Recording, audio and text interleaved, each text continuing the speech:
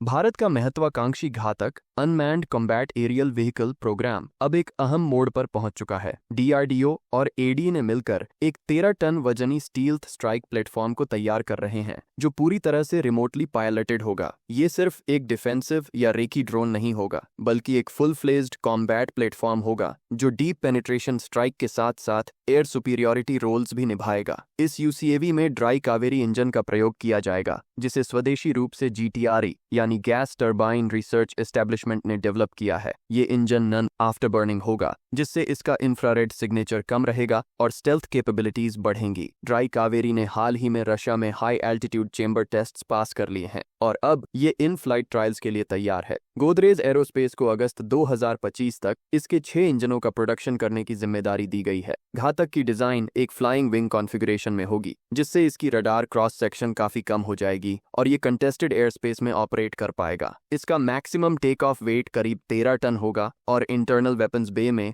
1.5 ton का payload ले जाने की क्षमता होगी, जिसमें प्रिसीजन गाइडेड बॉम्ब्स, मिसाइल्स और अन्य एडवांस्ड हथियार शामिल होंगे। इसकी डिजाइन और डेवलपमेंट में स्विफ्ट अर्थात stealth wing flying test bed नाम के टेक्नोलॉजी डेमोन्स्ट्रेटर से काफी कुछ सीखा गया है, जो जुलाई 2022 से उड़ान भर रहा है और दिसंबर 2023 तक 7 सफल फ्लाइट ट्रायल्स कर चुका है। घातक का सबसे दिलचस्प पहलू यह है कि ये सिर्फ एक स्ट्राइक ड्रोन नहीं होगा, बल्कि इसका एक variant air superiority unmanned fighter के रूप में भी आएगा। यानी घातक अब केवल दुश्मन के ठिकानों पर वार करने के लिए नहीं, बल्कि इंडियन एयर स्पेस की रक्षा करने के लिए भी तैयार किया जा रहा है। इसके इंटरनल वेपन्स बे में अस्त्र MK1 या अस्त्र MK2 जैसी indigenous air to air missiles लगाई जाएंगी, जिससे ये कॉम्बैट एयर पेट्रोल मिशंस में भी हिस्सा ले सकेगा। इस क्षमता से ये न सिर्फ इनकमिंग एनिमी एयरक्राफ्ट्स को इंटरसेप्ट कर सकेगा, बल्कि राइवल स्ट्राइक पैकेजेस को भी इफेक्टिवली काउंटर कर पाएगा। इंडियन एयरफोर्स की योजना है कि घातक के करीब 8 से 9 स्क्वाड्रंस डिप्लॉय किए जाएं, जो स्ट्रेटेजिक मिशंस के लिए इस्तेमाल होंगे। ये UCAV advanced AI driven system से लैस होगा, जिसमें ऑटोनोमस नेविगेशन, टारगेट आइडेंटिफिकेशन और सबसे अहम मैन्ड अनमैन्ड टीमिंग जैसी कैपेबिलिटीज होंगी। इसका मतलब ये हुआ कि घातक जैसे ड्रोन्स फ्यूचर के मैन्ड फाइटर जेट्स जैसे AMCA या SIU-30 MKI के साथ मिलकर मिशंस करेंगे, एक फोर्स मल्टीप्लायर की तरह। ये UCAV suppression of enemy air defence और इंटेलिजेंस, सर्वेलेंस और रिकॉनेसेंस मिशंस में भी भूमिका निभाएगा। हालांकि घातक प्रोग्राम अभी मिनिस्ट्री ऑफ डिफेंस की फाइनल फंडिंग अप्रूवल का इंतजार कर रहा है। साल 2016 में इनिशियल 231 करोड़ रुपए की फंडिंग दी गई थी, जिससे कुछ क्रिटिकल टेक्नोलॉजीज का डेवलपमेंट शुरू हुआ, लेकिन फुल स्केल प्रोडक्शन और फ्लाइट टेस्टिंग के लिए लगभग 5000 करोड़ रुपए की जरूरत है। डीआरडीओ और एडी अभी भी एक्टिवली एक प्रोटोटाइप पर काम कर रहे हैं, जो एवियोनिक्स, फ्लाइट कंट्रोल सिस्टम्स और स्टेल्थ मटेरियल्स जैसी सब सिस्टम्स की टेस्टिंग में मदद करेगा। इस प्रोटोटाइप को 2028 तक रोल आउट करने की योजना है और डेवलपमेंटल फ्लाइट टेस्ट्स के बाद प्रोडक्शन फेज 2030 के अंत में शुरू होने की संभावना है। घातक की डेवलपमेंट में AMCA प्रोग्राम से भी सिनर्जी ली जा रही है। स्टेल्थ मटेरियल्स, एवियोनिक्स और प्रोपल्शन सिस्टम्स जैसे कई एस्पेक्ट्स में दोनों प्रोजेक्ट्स एक दूसरे की टेक्नोलॉजी शेयर करेंगे, जिससे ओवरऑल कॉस्ट भी कम होगी। लेकिन चूंकि घातक पूरी तरह अनमैन्ड है और AI ड्रिवन ऑटोनोमस सिस्टम्स की डिमांड रखता है, इसलिए इसके लिए अलग इन्वेस्टमेंट्स और रिसर्च एंड डेवलपमेंट एफर्ट्स जरूरी हैं। घातक न सिर्फ भारत की अनमैन्ड कॉम्बैट कैपेबिलिटीज को रीडिफाइन करेगा, बल्कि ये हमारी एरोस्पेस सेल्फ रिलायंस जर्नी में भी एक बड़ा कदम साबित होगा। आने वाले वर्षों में ये प्लेटफॉर्म भारत की स्ट्रेटेजिक डिटरेंस और ऑफेंसिव डिफेंसिव बैलेंस को पूरी तरह बदल सकता है।